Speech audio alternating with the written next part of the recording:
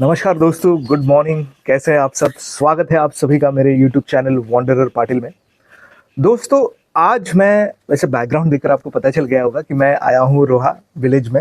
और 2 दिन की छुट्टियां हैं तो सोचा थोड़ा अपने आप को डी स्ट्रेस कर लूँ, डिटॉक्स कर लूँ, क्योंकि बहुत सारी चीज़ें आजकल चल रही है। लेकिन मैं आज बात करने वाला हूँ प्राइमरीली 2 चीज़ों पर। पहला ये कि जो लोग मुंबई 3.0 या एमएमआर रीजन या इसके अलावा महाराष्ट्र में कहीं भी ज़मीन खरीदने वाले हैं उसके बारे में, क्योंकि एक बहुत इंपॉर्टेंट अपडेट आई है। आपने मेरे चैनल पर, मेरे ब्लॉग्स पर जो वीडियोस मैंने पहले प्रॉपर्टी से रिलेटेड बनाए हैं, आपने हमेशा से सुना होगा कि कम से कम महाराष्ट्र में अगर आपको अपना अलग 7/12 चाहिए तो आपको 16 गुंठा या 20 गुंठा ऐसा लैंड पार्सल लेना होगा। लेकिन अब उसमें बहुत बड़ा चेंज आया है। चंद्रशेखर बावनकुले, ये महाराष्ट्र के मिनिस्टर हैं और उन्होंने एक प्रस्ताव लाया है, वो शायद पारित भी हो चुका है और उस पर एसओपी बनने वाली है, 15 दिनों में आने वाली है और ये परसों की बात है। तो अब मान के चलिए कि 13 दिन ही बचे हैं। इसमें चेंज क्या है? देखिए, इसका चेंज ये है कि आप अगर प्रॉपर्टी खरीदते हैं 1 गुंठा 2 गुंठा, उसकी भी रजिस्ट्री होगी, यानी उसका भी अलग 7/12 एक्सट्रैक्ट आपके नाम पे आ सकता है। अब मैं आ सकता है ऐसा क्यों कह रहा हूं कि this will not be applicable for all land, this will be applicable in some cases. अब वो सम केसेस क्या है ये क्लियरली डिफाइंड नहीं है अभी तक। वो जब एसओपी आएगा तो हम बता पाएंगे कि वो सम केसेस क्या है। लेकिन जितनी इंफॉर्मेशन मेरे पास है कि जहां पर भी शहरीकरण हो रहा है, फॉर एग्जाम्पल अगर आप पनवेल पकड़ लीजिए तो पनवेल से 4-5 किलोमीटर के रेंज में जितना लैंड पार्सल है वो उसमें आ जाएगा। इसके अलावा कोई गांवठन है तो गांवठन में भी थोड़ा डिलिमिटेशन कर रहा है, तो 400-500 मीटर गांवठन से भी अगर दूर जमीन है तो उसमें भी आ जाएगा। क्या इसका ये मतलब है कि 5 किलोमीटर गांव से दूर है? तो शायद नहीं, शायद हाँ, क्योंकि ये ना थोड़ा भी बहुत मर्की पिक्चर है, क्लियर पिक्चर नहीं है।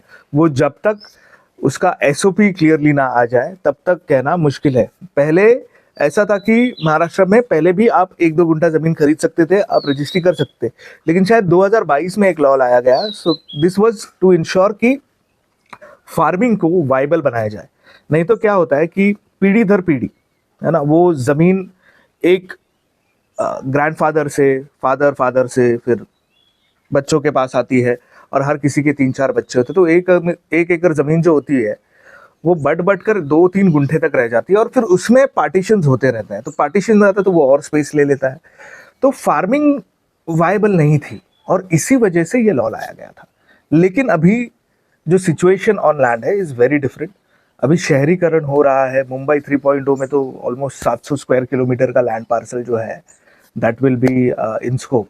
तो उस वजह से अगर कोई ज़मीन खरीद रहा है 1 गुंठा 2 गुंठा, तो उसके नाम पे होने के स्ट्रॉन्ग चांसेस आसार है। मैं ऐसा कह रहा हूँ, गारंटीड नहीं है।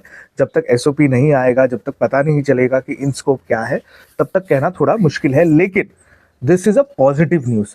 तो अगर आप अभी मुंबई 3.0 में यानी केएससी टाउनशिप में या फिर नैना में ज़मीन ले रहे हो और आपकी ग्रुप बाइंग हो रही है, तो मैं ऐसा कहूँगा कि थोड़े दिन रुक जाइए, क्योंकि अगर आप उसको थोड़ा डिले करेंगे, जब क्लैरिटी आएगी तब थोड़ी आसानी होगी। अच्छा, उसके बारे में क्या, जिन लोगों ने ऑलरेडी ज़मीन ली है, तो ऐसा कहा जा रहा है जिन्होंने ऑलरेडी ली है, ग्रुप में ली है, वो भी अपनी ज़मीन अलग अलग कर पाएंगे। So that is also possible. So very positive news, very good news. क्या इसमें हर एक चीज़ पॉजिटिव है? May be not. गवर्नमेंट क्यों कर रही है? क्योंकि देखिए, गवर्नमेंट को अपना रेवेन्यू बढ़ाना है, तो आप जब री रजिस्ट्रेशन के लिए जाएंगे तो आपको उन्हें पैसे देने होंगे, तो ये सारी चीज़ें होती रहेंगी। बट इसमें अच्छी बात यह है कि ना, आप you will be away from distraction.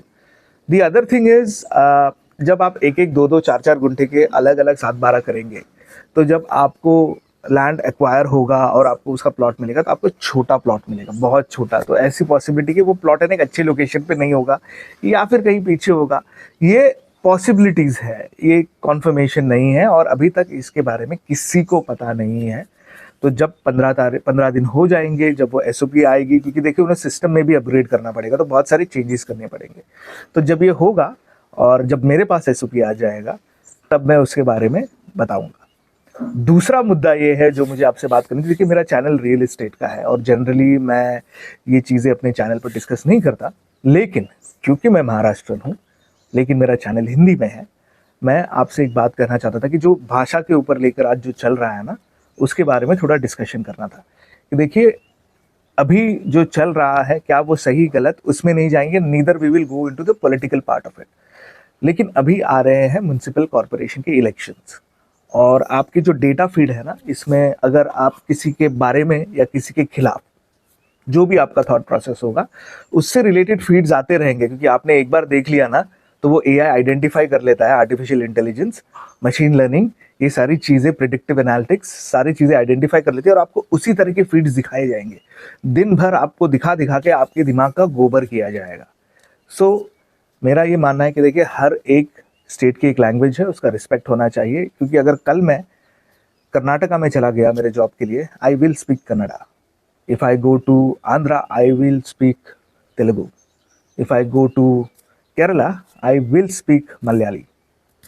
और मैं अगर महाराष्ट्र में काम करता हूँ तो मैं अपनी दिनचर्या में मैं मराठी में ही बात करता हूँ। मेरा चैनल हिंदी है, सो दैट ज़्यादा से ज़्यादा लोगों की मदद हो पाए। लेकिन अब क्या हो रहा है कि मैं अपने चैनल फीड पे देख रहा हूँ एंटी मराठी, एंटी मराठी। भाई, इससे आपकी प्रोग्रेस नहीं होने वाली है। आपकी प्रोग्रेस किससे होगी कि आप किस इंसान को वोट कर रहे हो और आप किस बेसिस पे वोट कर रहे हो।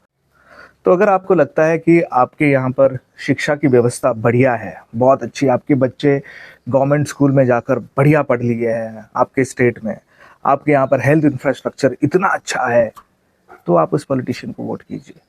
रोड्स के बारे में ना आजकल एक बहुत बड़ा हवा बना हुआ है। मैं आपको बताता हूँ, मुंबई के रोड्स बकवास है।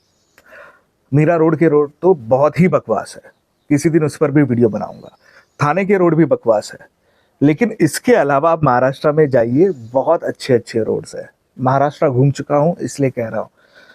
अब इसका मतलब क्या है कि वहाँ के पॉलिटिशियंस बकवास है? वहाँ पर तो पॉलिटिक्स में हर एक पार्टी से हर एक धर्म के लोग हैं, बाहर से आए लोग भी वहाँ पर पॉलिटिक्स में हैं, एंड दैट इज़ फाइन। लेकिन रोड अच्छे बनना ये प्रमाण नहीं होता विकास का। अच्छे रोड बनाना सबसे आसान काम होता है। कॉन्ट्रैक्ट निकालो, पेट्रोल के रेट्स बढ़ा दो, डीजल के रेट बढ़ा दो, आपके एक चक्कर में काफ़ी पैसा आ गया, अब आप उसको स्पेंड करो कॉन्ट्रैक्ट थ्रू। तो रोड जो यूज़ होते हैं उस रोड को अच्छा बनाना इज़ वेरी इंपॉर्टेंट। जिसका यूटिलाइजेशन सबसे ज़्यादा हो ना, उसको सबसे पहला सुधारना चाहिए। लेकिन हमारे यहाँ पर थोड़ा उल्टा हो रहा है, वहाँ पर रोड यूटिलाइज नहीं हो रहे, लेकिन उस रोड को बनाया जा रहा है, वहाँ पर रोड बनाए जा रहे हैं, विच इज़ फाइन। लेकिन कहने का मुद्दा ये है कि आप जब किसी भी धर्म के खिलाफ, किसी भी पॉलिटिकल पार्टी के खिलाफ या उनके फेवर में, जो भी आपकी साइड हो, it should be based on what they are doing to build the community. देश हित में उनका काम क्या है ऑन ग्राउंड। और देश हित में मेरा उससे मतलब है कि शिक्षा, अर्थव्यवस्था, और उसके अलावा आपका जो हेल्थ केयर, स्वास्थ्य चिकित्सा के ऊपर कितना काम किसने किया है। क्या आप आसानी से कोई भी हॉस्पिटल में जा सकते हैं बिना झिझक के? अगर वो कर सकते हैं तो हमने प्रोग्रेस किया है, otherwise it's a food for thought. और दूसरी बात रही मराठी की, देखिए मेरी भाषा है और मुझे उस पर गर्व है। लेकिन इसके अलावा मैं ये भी चाहूँगा कि एक कल प्रस्ताव आया था कि 30% reservation, I think there should be reservation. मैं उसके कंप्लीट फेवर में हूँ कि there needs to be reservation. अगर आप चाहते हैं कि मराठी युवक जो है वो बिजनेस में आए, तो उनके लिए आप रिजर्व कीजिए शॉप्स, किसी भी कंस्ट्रक्शन साइट पर आप रिजर्व करिए। 30% will be given to Maharashtrians, और उसमें क्लॉज डाल दीजिए कि आप इसको रेंट पर नहीं दे सकते, आपको खुद बिजनेस करना होगा, और अच्छी खासी सब्सिडी दीजिए। और I think that will be really helpful, काफ़ी लोगों की मदद होगी। और है ना, एक अच्छा मॉडल हम कह पाएंगे कि जन्म ले रहा है और लोगों की मदद हो रही है। Otherwise it is pure politics. अगर ये नहीं हो रहा है तो सिर्फ प्योर राजनीति है, और आप और हम उसके विक्टिम हैं। So let's not be the victim, let's look at things logically. हमें क्या चाहिए और वो पॉलिटिशियन वो डिलीवर कर रहा है कि नहीं। नगर सेवक का काम होता है गटर, सीवेज, पब्लिक टॉयलेट्स ये बनाना। विधायक का काम है रोड्स बनाना, हेल्थ इंफ्रास्ट्रक्चर पे फोकस करना। और जो हमारे एमपीज है उनका काम है पॉलिसी मेकिंग। हमें उन्हें उनके काम से जज करना चाहिए, ना कि वो जो भाषण देते हैं और जो इन सम केस अराजकता भी फैलती है उस पर। सो आई थिंक देखिए, रियल इस्टेट चैनल है, कहना नहीं चाहता था, बट जो हो रहा है ना, we need to digitally social media से थोड़ा डिटॉक्स करना चाहिए अपने आप को, अदरवाइज दिमाग में है ना कूड़ा भर देंगे ये। So with that thought I will leave you. Thank you so much for watching. This is wanderer Patil signing off. Bye.